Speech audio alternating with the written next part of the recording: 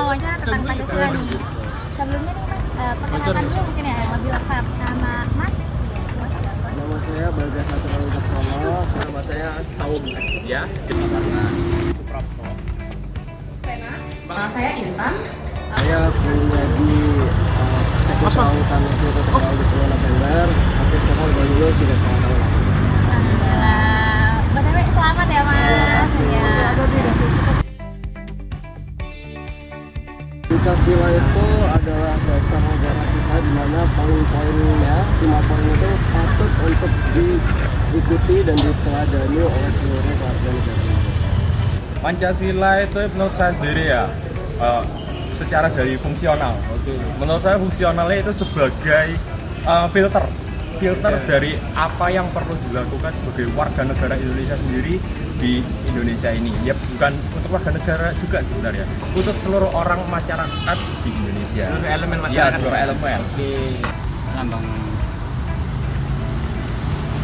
negara Indonesia. Panca itu 5, sila itu 3. Lambang negara Indonesia yang mana menjadi pedoman hidup warga negara Indonesia. Pancasila itu dasar negara. Karena terdiri dari 5 butir sila itu tadi, jadi Pancasila ya. Sesuai dengan sejarah Pancasila sendiri, ya ini dari Pancasila, Panca kata 5 dan 5 sila. Itu kan ideologi yang dicetuskan para petinggi kita ya. Itu ada 5, yang mana Panca itu adalah dari bahasa Sanskerta, makanya dinamakan Pancasila. Panca itu kan bahasa Sanskerta ya, artinya 5, berarti ada 5 sila. Kalau di era saat ini aku rasa masih relate ya, karena sila pertama ketuhanan yang Maha Esa kita masih warga negara semuanya kan wajib beragama, terus kemanusiaan yang adil dan beradab juga diusahakan oleh negara. Menurutku relevansinya relevan sih, dan Pancasila itu tidak luput dari zaman. Jadi itu tuh dasar-dasar kehidupan. Jadi selagi kita hidup ingin menjadi orang yang benar, ya kita harus sebagai warga negara Indonesia menurut dengan dasar negara kita.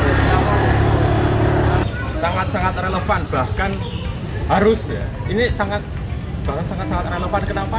Mengingat masalah-masalah di Indonesia sekarang ya, meliputi ya dari kalangan manapun lah, apalagi dampak-dampak globalisasi. Nah, peran Pancasila sangat berperan penting di sini sebagai identitas kita. Masih. Menurut saya masih relatif. Harusnya masih ya, karena dia sebagai dasar negara. Cuma kalau dilihat semakin kesini, semakin zaman modern ini, mungkin agak berkurang mungkin.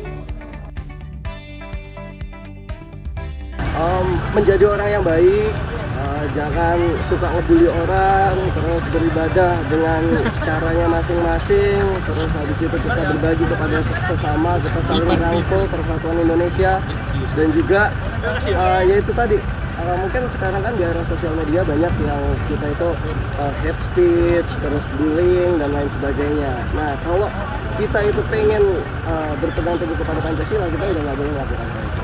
Orang yang melakukan kebaikan termasuk sholat di masjid, punya Tuhan dan punya pedoman yang baik.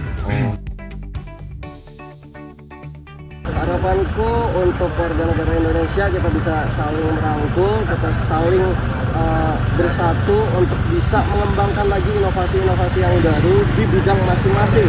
Mungkin ada di bidang komunikasi, mungkin teknik, mungkin kedokteran dan lain-lain. Karena kuncinya Indonesia itu kalau korupsi udah diberantas, terus yang kedua peningkatan pendidikan.